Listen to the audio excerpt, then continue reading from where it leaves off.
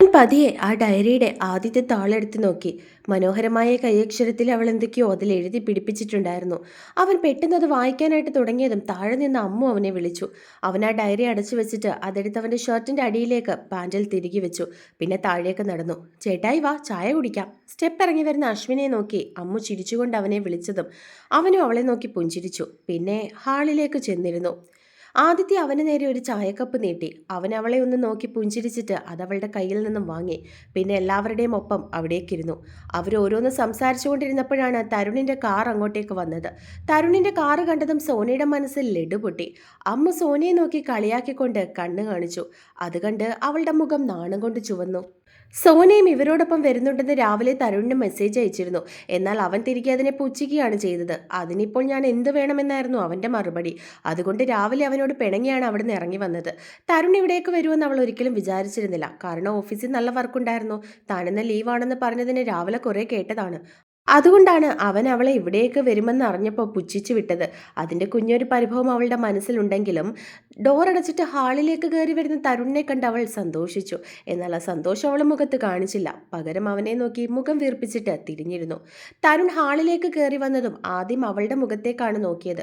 അവിടെ വീർപ്പിച്ച് വെച്ചിരിക്കുന്നത് കണ്ടപ്പോഴേ മനസ്സിലായി രാവിലെ വഴക്കുണ്ടാക്കിയതിൻ്റെ പ്രതിഫലനമായിരിക്കുമെന്ന്. അവൻ അത് നോക്കി ചിരിച്ചിട്ട് അവരോടൊപ്പം അവിടേക്കിരുന്നു. എന്താണ് താമസിച്ചത്? തരുണിനെ കണ്ട് സിദ്ധു സംശയത്തോടെ ചോദിച്ചു. കുറച്ച് വർക്കുണ്ടായിരുന്നടാ. ചിലരുടെ കണക്ക് ലീവ് എടുത്ത് വീട്ടിലിരിക്കാൻ പറ്റില്ലല്ലോ. ചെയ്യുന്ന ജോലി ആത്മാർത്ഥതയോടെ ചെയ്യണമെന്നാ എൻ്റെ മമ്മി എപ്പോഴും പറയുന്നത്. ഒന്നാമത് നീ കൂടെ ഇല്ലാത്തതാ. അവൻ സോനയെ ഒന്ന് പാളി നോക്കിക്കൊണ്ട് പറഞ്ഞു. അത് സോനയെ കുത്തിയതാണെന്ന് അവർക്ക് എല്ലാവർക്കും മനസ്സിലായി. ഞാൻ എപ്പോഴും ഒന്നും ലീവ് എടുക്കാറില്ല. എനിക്കെന്തെങ്കിലും ആവശ്യം വരുമ്പോൾ മാത്രമേ ലീവ് എടുക്കാറുള്ളൂ അല്ലേ സിദ്ധു ഏട്ടാ? അവൾ തരുണിനെ പുച്ഛിച്ചുകൊണ്ട് സിദ്ധുവിനെ നോക്കി ചോദിച്ചു. അതിനവൻ ചിരിച്ചുകൊണ്ട് അവളെ നോക്കി തലയാട്ടി. ശരിയാണ്, എപ്പോഴും ഒന്നും ലീവ് എടുക്കാറില്ല. ആഴ്ച 2 ദിവസം മാത്രമേ ലീവ് എടുക്കാറുള്ളൂ. തരുൺ വീണ്ടും അവളെ പുച്ഛിച്ചു. വർക്കെന്ന് പറഞ്ഞു കഴിഞ്ഞാൽ അങ്ങ് മരിക്കും. പിന്നെ ചുറ്റുമുള്ളതൊന്നും കാണാൻ പറ്റത്തില്ല. എപ്പോഴും അതിനകത്തോട്ട് മുഴുകിയിരിക്കും. എനിക്കതിനൊന്നും കഴിയില്ല. ജോലിക്ക് പോകണം, അത് ശരിയാ. എന്നും പറഞ്ഞ് ജോലിയെന്ന് പറഞ്ഞിരിക്കാനൊന്നും പറ്റില്ലല്ലോ. നമുക്ക് റിലേഷൻഷിപ്പിലും കമ്മിറ്റ്മെൻ്റ് ഇല്ലേ ചേട്ടാ? അല്ലാതെ ജോലിയോട് മാത്രമാണോ നമുക്കെല്ലാവർക്കും കമ്മിറ്റ്മെൻ്റ് ഉള്ളത്? അവൾ സംശയത്തോടെ സിദ്ധുവിനോട് ചോദിച്ചു. ഓ, ഇനി അതിന് രണ്ടും കൂടി വഴക്കുണ്ടാക്കണ്ട. ഇതായിട്ടാ ചായ കുടിക്ക്. അവൾ ഇനി തുടങ്ങിയാൽ ഇപ്പോഴെങ്ങും നിർത്തില്ല. അമ്മ ഒരു കപ്പ് ചായ അവന് നേരെ നീട്ടിക്കൊണ്ട് പറഞ്ഞു. അവനത് അവളുടെ കയ്യിൽ നിന്നും വാങ്ങിയിട്ട് അവരോടൊപ്പം അവിടേക്കിരുന്ന് സംസാരിക്കാൻ തുടങ്ങി. തരുൺ ഇടയ്ക്കിടയ്ക്ക് സോനയെ നോക്കുന്നുണ്ടായിരുന്നു. സോനയുടെ കണ്ണുകളും അവനെ തേടി പോയിക്കൊണ്ടേയിരുന്നു.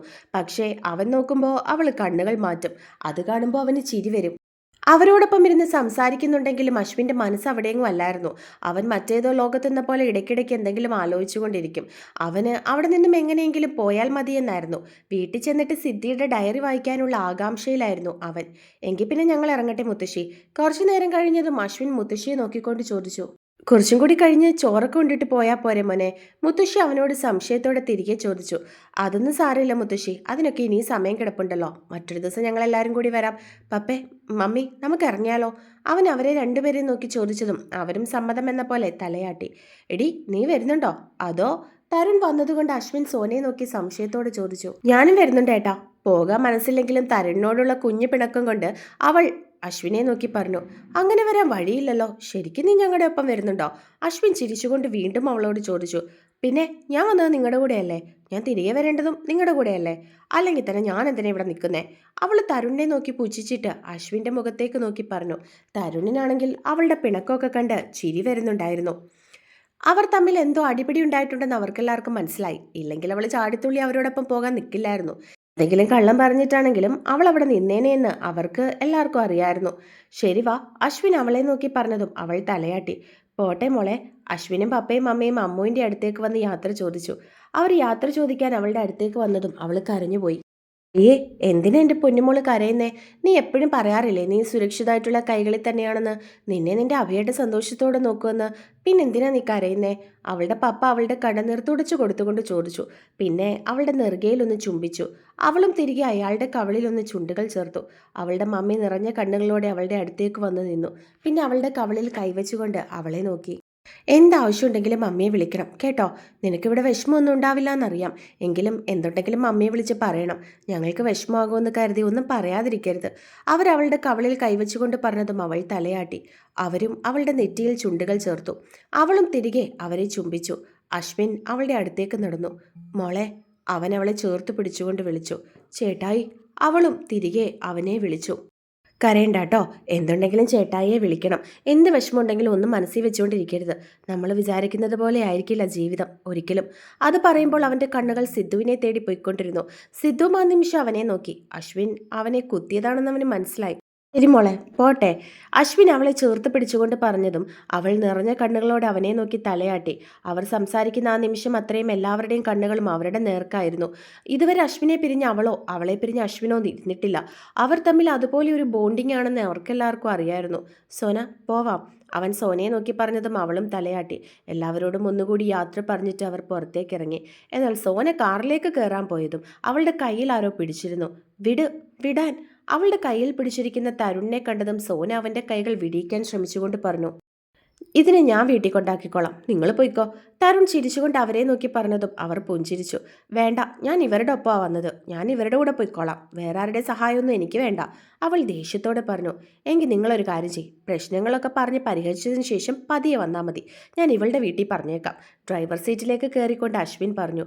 പിന്നെ അവൻ കാർ എടുത്തു. സോന അവൻ്റെ കയ്യിൽ കിടന്ന് കുതിർന്നുണ്ടായിരുന്നു അവരോടൊപ്പം പോകാൻ. എന്നാൽ തരുൺ അവളെ തന്നോട് ചേർത്ത് പിടിച്ച് വെച്ചിരിക്കുകയായിരുന്നു.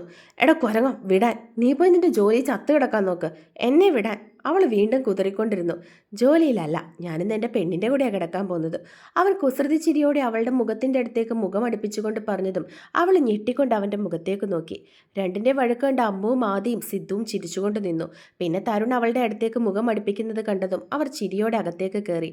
അവരപ്പോഴും മുഖത്തോട് മുഖം നോക്കിക്കൊണ്ട് നിൽക്കുകയായിരുന്നു. അങ്ങോട്ട് മാറി നിൽക്കും മനുഷ്യ, കൊഞ്ചാൻ വന്നിരിക്കുന്നു. അവളുടെ അടുത്തേക്ക് മുഖം അടുപ്പിച്ച് നിൽക്കുന്ന അവനെ തള്ളി മാറ്റിക്കൊണ്ട് അവൾ പറഞ്ഞു. അവൻ സംശയത്തോടെ അവളുടെ മുഖത്തേക്ക് നോക്കി. ഞാൻ രാവിലെ അവരുടെ കൂടെ ഇങ്ങോട്ടേക്ക് വരുവാണെന്ന് പറഞ്ഞപ്പോൾ നിങ്ങൾ എന്താ പറഞ്ഞത്?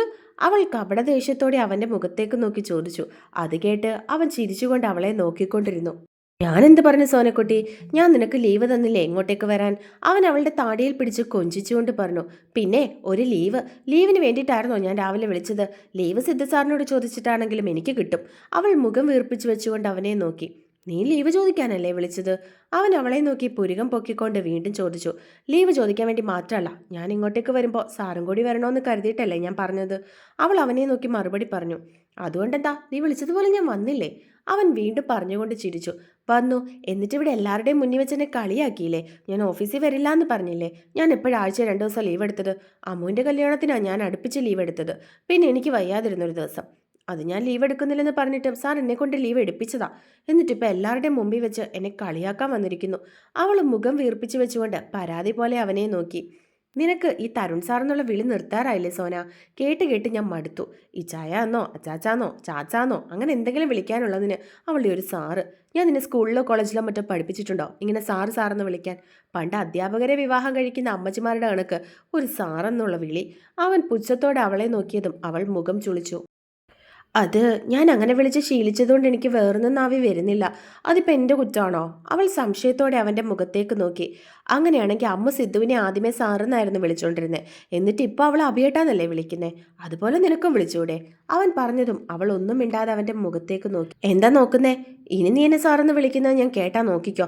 എല്ലാവരുടെയും മുമ്പിൽ നാണം കെടുന്നത് ഞാനാ. ഇനി ഭാവിയിൽ നിന്നെ കെട്ടിയിട്ട് എവിടെയെങ്കിലും കൊണ്ടുപോയി നീ ആരുടെയെങ്കിലും മുമ്പിൽ വെച്ച് എന്നെ സാറെന്ന് വിളിച്ചാൽ അവരൊക്കെ എന്ത് വിചാരിക്കും? നമ്മൾ സാറും കുട്ടിയാണോ എന്ന് കളിയാക്കി ചോദിക്കും. അവൻ അവളെ നോക്കി പറഞ്ഞു. ഞാൻ ശ്രമിക്കാം. അവൾ അവൻ്റെ മുഖത്തേക്ക് നോക്കി പറഞ്ഞതും അവൻ ഒന്നും മിണ്ടാതെ അവളെ നോക്കി. അല്ല, എന്നെ അവരുടെ കൂടെ വിടാതെ ഇവിടെ പിടിച്ചു നിർത്തി എന്തിനാ? അവൾ ഇളിയിൽ കൈകുത്തി സംശയത്തോടെ അവൻ്റെ മുഖത്തേക്ക് നോക്കി ചോദിച്ചു. അത് നിന്റെ പിണക്കം മാറ്റാൻ. നീ എന്നോട് പിണങ്ങി ഓടിപ്പോയതല്ലേ അവരുടെ കൂടെ? എന്നിട്ട് എന്നെ പിണക്കം ഇതുവരെ മാറിയില്ലല്ലോ. ഞാൻ ഇപ്പോഴും പിണക്കത്തില്ല. അവൾ അവനെ നോക്കി പുച്ഛിച്ചുകൊണ്ട് മാറിൽ കൈകെട്ടി മുഖം തിരിച്ചു. അവനാണെങ്കിൽ അവളുടെ ഓരോ കുറുമ്പുകളും ചിരിയോടെ നോക്കിക്കൊണ്ട് നിൽക്കുകയായിരുന്നു. സാരമില്ല, ഈ പിണക്കം മാറ്റാൻ എനിക്കറിയാം കേട്ടോ. അവൻ പറഞ്ഞതും അവൾ കപടദേഷ്യത്തോടെ അവൻ്റെ മുഖത്തേക്ക് നോക്കി. ഞാൻ ഇപ്പം വരാം, നീ ഇവിടെ നിൽക്ക്. അതും പറഞ്ഞ് അവൻ അകത്തേക്ക് കയറി. പിന്നെ കാറിൻ്റെ കീയും എടുത്തുകൊണ്ട് അവൻ ഇറങ്ങി വന്നു. അവളാണെങ്കിൽ സംശയത്തോടെ അവനെ നോക്കി. വാ, വന്ന് വണ്ടിയിൽ കയറ്. അവൻ അവളെ നോക്കി പറഞ്ഞതും അവൾ നെറ്റിച്ചുളിച്ചു. എന്തിന്? അവൾ സംശയത്തോടെ അവനെ നോക്കി ചോദിച്ചു. എന്തിനാണെന്ന് അറിഞ്ഞാലും നീ എൻ്റെ കൂടെ വരുള്ളോ? അവൻ സംശയത്തോടെ വീണ്ടും ചോദിച്ചു.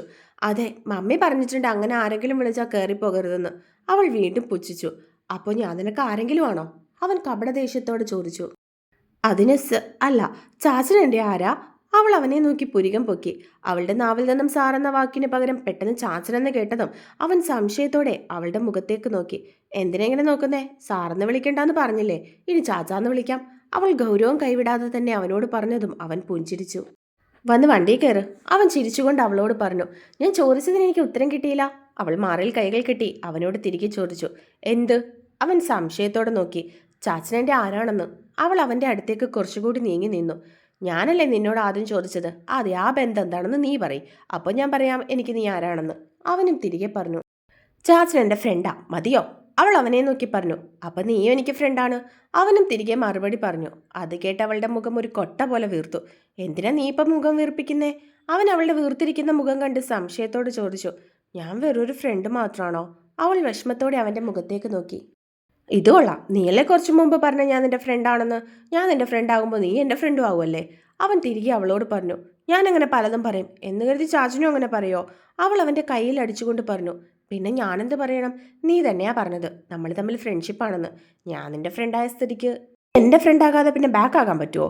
അവൻ തിരികെ അവളോട് ചോദിച്ചതും അവളാണെങ്കിൽ മുഖം വീർപ്പിച്ച് വെച്ചുകൊണ്ട് അവൻ്റെ മുഖത്തേക്ക് നോക്കി. നീ ഇപ്പം കാറിലോട്ട് വന്ന് കയറിക്കേ, പിന്നെ ഫ്രണ്ടാണോ ബാക്കാണോ എന്ന് തീരുമാനിക്കാം. അവൻ അവളെ നോക്കി പറഞ്ഞു. ഞാനങ്ങും വരുന്നില്ല, ചാച്ചന് ഒറ്റയ്ക്ക് പോയാൽ മതി. ഞാൻ സിദ്ധു സാറിനോട് പറയാൻ പോവാ എന്നെ വീട്ടിലേക്ക് കൊണ്ടാക്കാൻ. അവൾ അവനെ നോക്കി ദേഷ്യത്തോടെ പറഞ്ഞിട്ട് അകത്തേക്ക് കയറാൻ കാലെടുത്ത് സ്റ്റെപ്പിലേക്ക് വെച്ചതും അവൻ അവളുടെ കയ്യിൽ പിടിച്ച് വലിച്ചിരുന്നു. അവൾ അവൻ്റെ നെഞ്ചിലേക്ക് ചെന്ന് വീണു. അവൻ അവളുടെ ഇടുപ്പിൽ കൂടി കൈയിട്ട് അവൻ്റെ ശരീരത്തോട് ചേർത്ത് പിടിച്ചു. വിട്, വിടാൻ, ഞാൻ വീട്ടിലേക്ക് പോവാ, വിട്. അവൾ അവൻ്റെ നെഞ്ചിൽ അടിച്ചുകൊണ്ട് കിടന്ന് കുതറി. എടി പെണ്ണെ, എനിക്ക് നല്ല വേദനിക്കുന്നുണ്ട് കേട്ടോ. അവൻ അവളെ ബലമായി പിടിച്ചുകൊണ്ട് പറഞ്ഞു. വേദനിക്കണം, വേദനിക്കട്ടെ, വേദനിക്കാൻ തന്നെ അടിച്ചത്. ഞാൻ ഫ്രണ്ടല്ലേ അല്ലേ? അവൾ വീണ്ടും അവൻ്റെ മുഖത്തേക്ക് നോക്കി ചോദിച്ചു. അതെ, നീ എൻ്റെ ഫ്രണ്ടാ, എൻ്റെ ഭാര്യയാണ്, എൻ്റെ കാമുകിയാണ്, എൻ്റെ പെണ്ണാ, വരാനിരിക്കുന്ന നമ്മുടെ കുഞ്ഞുങ്ങളുടെ അമ്മയാ, അങ്ങനെ എല്ലാം ആണ്. അവൻ അവളെ നോക്കി പറഞ്ഞതും അവൾ അവൻ്റെ മുഖത്തേക്ക് തന്നെ നോക്കി. നിനക്കിപ്പോൾ സമാധാനമായോ? അവൾ നോക്കുന്നത് കണ്ട് അവൻ അവളെ നോക്കി ചോദിച്ചതും അവൾ ചിരിച്ചുകൊണ്ട് അവൻ്റെ നെഞ്ചിലേക്ക് മുഖം പൊഴുത്തി.